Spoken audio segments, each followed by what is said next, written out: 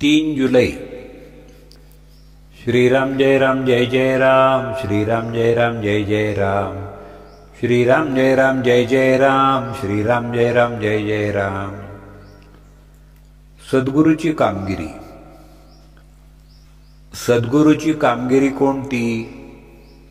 आरशावर धूळ पडलेली असते, ती बाजूला सारायला सद्गुरू सांगतात. आपलं चुकतं कुठं ते सद्गुरू सांगतात. सद्गुरू आपल्याला मार्गाला लावतात. स्वप्नामध्ये तलावात पडला म्हणून ओरडू लागला आणि तोच जागा झाल्यावर ओरडायचा थांबला. सद्गुरू जागा करण्याचं काम करतात. मला करायचंच काही उरलेलं नाही असं ज्यानं म्हटलं त्यानं सद्गुरू खरोखर केला असं म्हणावं. एखादा सुखवस्तू गृहस्थ मी स्वस्थ आहे असं म्हणतो, पण ते काही खरं नाही. मन जोपर्यंत गिरक्या मारतं तोपर्यंत तो स्वस्थ आहे असं नाही म्हणता येणार. शिष्याच्या भावनाच गुरुला गुरुपद देतात.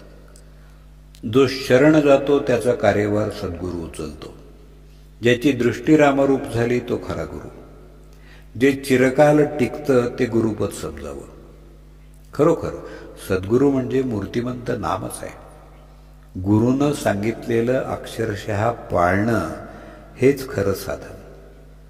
संत कुणालाही देहानं कायमचे लाभलेले नाहीत. संतांना भगवंताचा जो ध्यास असतो तो महत्वाचा आहे.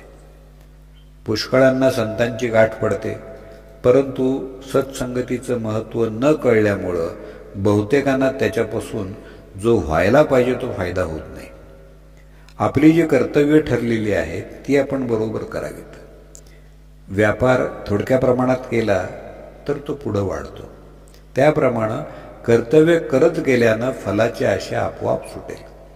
आपलं कर्तव्य कोणतं ते सद्गुरू आपल्याला दाखवून देतात. रथ आहे खरा, पण जर त्याला सारथी म्हणजे चालवणारा नसेल तर रथ कुठंतरीच जाईल. केवळ गाडी माझी आहे असं म्हणून ती मालकाला चालवता येणार नाही. साधी बैलगाडी सुद्धा चालवता येणार नाही. आपला देह मनुष्य आपल्या मनानं चालवतो आणि खड्ड्यामध्ये पडतो.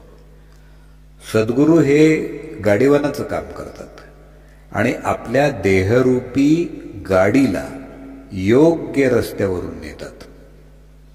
आपण नेहमी भगवंताच्या अनुसंधानात मग्न असावं आणि गाडीवानावर विश्वास ठेवून निर्धास्त असावं. मग कसलाच धोका उरणार नाही. आपल्या नशिबात जेवढं मिळायचं असेल तेवढंच आपल्याला मिळणार. अशी वृत्ती बनून आपलं हवेपण कमी होईल.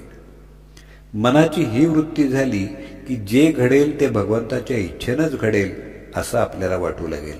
आणि असं वाटू लागलं की समाधान चालत घरी येईल. पण हे सगळं होण्यासाठी आपल्या अंतःकरणाची शुद्धता हा पाया आहे. संत चरणी विश्वास, त्याने भगवंत जोडला खास. जानकी जीवन स्मरण, जय जय राम.